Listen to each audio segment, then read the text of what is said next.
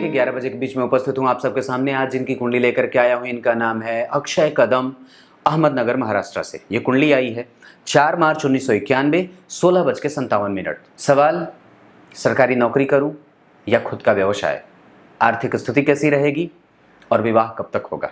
सबसे पहले सवाल को ढूंढते हैं। आपके डेट ऑफ बर्थ के आधार पर आपकी कुंडली कर्क लग्न की बनती है। लग्न में ही उच्च के गुरु बैठे हैं, पर नवमांश कुंडली में जरा गौर करके देखिए तो ये अष्टम में चले जा रहे हैं और लग्नेश होने के बावजूद अष्टम में जाने का प्रभाव थोड़ा कमज़ोर भी होगा।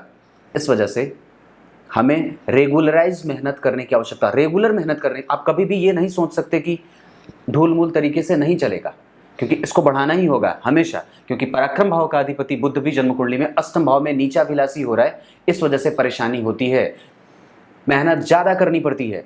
नौकरी के लिए सूर्य और बुध को देखा जाता है। आपकी कुंडली में सूर्य देख लो, आपकी कुंडली में दशम स्थान के अधिपति मंगल चंद्रमा के नक्षत्र में है, रोहिणी नक्षत्र में, और वो चंद्रमा जन्म कुंडली में सुख में बैठे हैं, यानी कि जन्म कुंडली के लग्नेश चतुर्थ स्थान में और गुरु लग्न में ही उच्च के होकर के, शुक्र उच्च के होकर के आप अगर खुद का काम करोगे तो ठीक है। अगर फॉर्म वगैरह भरने की उम्र है तो 2023 के 7वें महीने तक भर दो, 6ठे महीने तक, उसके बाद नहीं, क्योंकि मंगल भी नवमांश कुंडली में नीच के हो जा रहे हैं। ये बहुत अच्छा नहीं होगा, क्योंकि गुरु जो लग्नेश हैं वो भी तो अष्टम में जा रहे हैं, तो ये ठीक नहीं। तो इस वजह से मैं तो कहूँगा कि सरकारी नौकरी के चक्कर में बहुत ज़्यादा नुकसान करने की आवश्यकता भी नहीं अवस्था को। और वैसे भी एक बात बता दूं तो आपकी कुंडली में व्यवसायिक कुंडली ये ज़्यादा है, लग्न में गुरु, और दशमांश कुंडली में धनु लग्न का दशमांश बनता है, दशम स्थान में ही बुध बैठे हैं। दशम स्थान के अधिपति होकर के बुध व्यवसायिक ग्रह होता है। आप कुछ व्यवसाय कर लो, वो ज़्यादा बढ़िया रहेगा। चंद्रमा से संबंधित आप व्यवसाय कर सकते हो, शनि से संबंधित व्यवसाय तो नहीं कर सकते, पर हाँ इस कुंडली के हिसाब से आप शनि से भी संबंधित व्यवसाय कर सकते हो, क्योंकि दशम स्थान में शनि बैठे हैं। ये व्यवसाय का भाव होता है शनि राहु। यहाँ से आपके ससुराल क्षेत्र के प्रभाव को मैं कमज़ोर नहीं कहूँगा, बहुत बढ़िया धनवान ससुराल क्षेत्र मिलता है और वहाँ से सपोर्ट भी व्यक्ति को मिलता है, वहाँ आदर और सम्मान की स्थिति भी मिलती है। ये शनि राहु का प्रभाव। विवाह इस वजह से विलंब से होता है, पर विवाह के बाद स्थिति अच्छी रहेगी, क्योंकि नवमांश कुंडली में आप जरा गौर करें तो शनि और सूर्य लग्न में बैठे हैं। ये शनि जो होते हैं वो जन्म कुंडली के बनते हैं लाभ के अधिपति, जहां राहु खुद बैठ करके पंचम भाव में देख रहे हैं। मंगल राहु केतु का प्रभाव है संतान से दूरी, संतान से कष्ट, ऑपरेशन से होना, ये तीनों चीजें, और संतान से कई बार बनती नहीं है, क्योंकि यहाँ पे भी यहाँ के अधिपति मंगल जो हैं वो जन्म कुंडली में 12वें एकादश में बैठ करके उसको देख रहे हैं। तो संतान हो जाए पर उससे वैचारिक मतभेद भी कई बार बनता है, ये बात भी दिखती है। इच्छाएं पूरी होंगी, पंचम का अधिपति पंचम को देख रहा है, यश कीर्ति सम्मान और धन की स्थिति, यहाँ से मंगल की स्थिति यहाँ बनेगी। ये व्यक्ति दूसरों के कारण कई बार अपने धन का हरण करता है, नुकसान करता है। मंगल की 7वीं दृष्टि यहाँ और 8वीं यहाँ। पैसे देने की किसी को आवश्यकता नहीं है, अगर हो सके तो अपने आप को और भी ज़्यादा पहचान सकते हो, आप पराक्रमी हो, क्योंकि यहाँ का कारक अपने भाव से पंचमस्थ जाकर के बैठा है। ध्यान से समझिए, पंचम का तृतीय का कारक मंगल होता है, यहाँ से पंचमस्थ जाकर के बैठा, पर वो परिणाम कमजोर क्यों? क्योंकि उसका कारक जो है वो भूमि तत्व की राशि में बैठ गया है। स्थिरता के साथ वो धीरे धीरे काम करा रहा है और मेहनत ज्यादा ले रहा है। और सूर्य तो वैसे भी आपकी कुंडली में अष्टम में बैठा है, जो चाहते हो आप कई बार होता ही नहीं है। आप तो कई बार ये कहते होगे मैं जो चाहता हूं मेरा तो होता ही नहीं है। ऐसा इसलिए क्योंकि भाग्य भाव में शुक्र बैठे हैं, उनके पास बल है, आपको खाली धार्मिक बना रहा है, पर वस्तुतः ऊर्जा का हास सूर्य और मंगल दोनों करा रहे हैं। सूर्य और बुध धन देते हैं, पैतृक संपत्ति का लाभ भी मिलता है। व्यक्ति रिसर्च करने वाला, खोजबीन करने वाला, हमेशा ही कुछ न कुछ सोचने वाला, जानकारी से उतप्रोत होने वाला, और अपने बड़े और गुरुजनों का आदर। माता को कई बार कष्ट की स्थिति में भी देखा जाता है। माता का सुख बढ़िया, माता रोग से युक्त होती हैं, इस वजह से कष्ट की स्थिति बोल रहा हूं। घर के निकट भी रहे तो भी व्यक्ति को कोई समस्या नहीं है। ऐसे एक बात बता दूं तो लग्न के अधिपति चतुर्थ में बैठे हैं और यहाँ के अधिपति सुख में भाग्य में जाकर के उच्च के हुए हैं सुकेश। ये सबसे अच्छी स्थिति होती है जो व्यक्ति को माता और पिता दोनों का मातृ पितृ भक्त बना देता, ये अच्छी बात है। दशम स्थान के अधिपति लाभ में, खुद का काम करो, ज़्यादा बढ़िया रहेगा। इंतजार मत करो ज़्यादा, नहीं तो उम्र ऐसे ही बीत जाएगी। 1991 के वैसे भी हो गए हैं आप। अब बात और बता दूं तो जन्म कुंडली में गुरु उच्च के, इनकी दृष्टि यहाँ ये अच्छी है। यश कीर्ति मंत्र जप पूजा पाठ करना, सभी धर्मों का सामान्यतया समान रूप से आदर करना और उत्कृष्टता का लाभ प्राप्त करता है। व्यक्ति यशस्विता का गुण रखने वाला है। सूर्य अगर अष्टम में न बैठे होते तो ये कुंडली और भी ज़्यादा मजबूत हो सकती थी। ये सूर्य और बुध यहाँ बैठ करके अष्टम भाव को ठीक तो करने पर कमजोरी भी दे रहे हैं। अष्टम भाव का अधिपति सप्तम में आकर के व्यक्ति को आयु का मालिक बनाता है, आयु से संपन्न बनाता है। और व्यक्ति की कुंडली में मंगल का प्रभाव जन्म कुंडली के द्वितीय भाव पे है तो व्यक्ति सत्य बोलता है, पर कभी कभी न चाहते हुए भी झूठ बोलना पड़ेगा, ये बात भी दिखती है।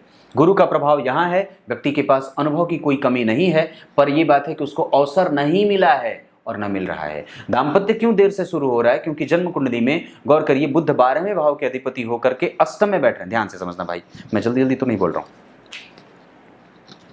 दाम्पत्य क्यों देर से? क्योंकि यहाँ का अधिपति देख रहा है, मतलब विवाह होगी जरूर, क्योंकि राशि का अधिपति उसे देख रहा है। पर 12वें भाव का अधिपति भी तो यहाँ बैठ रहा है, ये प्रभाव से कमजोर है क्योंकि नीचाभिलाषी हो रहा है, तो यहाँ पे इसके प्रभाव कमजोर हुए। और यहाँ 12वें भाव के अधिपति बैठ करके द्वितीय भाव से यहाँ से संबंधों के बनने का रिश्ता यहाँ से आता है। द्वितीय भाव अगर खराब रहा ना तो रिश्ते देर से आते हैं। यहाँ पे शनि मंगल राहु केतु का प्रभाव रहा तो कमजोरी हो जाएगी। तो देखो इस भाव को कौन देख रहा है? एक तो मंगल, जो कौन है दशम स्थान का, आपको पेशेवर बनाता है। व्यक्ति खाली यही सोचता है कि कितना जल्दी पैसा कमाओ, और जितना ज्यादा सोचता है उतना ही ज्यादा वो दूर होता जाता है। तो मंगल का प्रभाव एक अलग पड़ गया।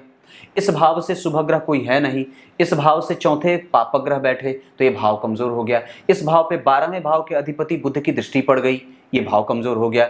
इस भाव का अधिपति इसे देख रहा है, मतलब विवाह होगा जरूर। विवाह हो जाए ये बात है। उसके बाद शनि राहु यहाँ बैठे हैं, दाम्पत्य अच्छा बीतेगा, खराब नहीं है, ससुराल क्षेत्र अच्छा होता है। यहाँ पे मंगल का प्रभाव नीच का हो रहा है, इस वजह से देर से यहाँ से भी विवाह की स्थिति बनती है। गुरु धार्मिक कृत्य कराने वाले ग्रह होते हैं, वो अष्टम में बैठे हैं, इस वजह से भी विवाद। कुंडली को समझ लो तो सारी समस्या सामने से दिख जाएगी। आप नहीं समझोगे तो भागते रहोगे, क्यों हो रहा है क्यों हो रहा है क्यों हो रहा है, डमरू बजाते रहो। पर ऐसा नहीं है, आप अगर जान जाओगे तो आधी समस्या ऐसे ही खत्म हो जाएगी कि आखिर मुझे शुगर हुआ तो क्यों, आखिर मुझे पेट की समस्या हुई तो क्यों। तो ये समझो, राहु का प्रभाव यहाँ पे मेहनती, आपकी पत्नी और आप, और मेहनत करने का भाव भी जागृत होगा क्योंकि उच्च दृष्टि देख रहे हैं। ये गुरु का प्रभाव, अभी आपकी कुंडली में दशा जो चल रही है वो गुरु की चल रही है। गुरु कौन है? आपकी कुंडली के भाग्येश, खुद के ही घर में शुक्र को बिठाया है, जो कौन है? आपकी कुंडली का सुखेश।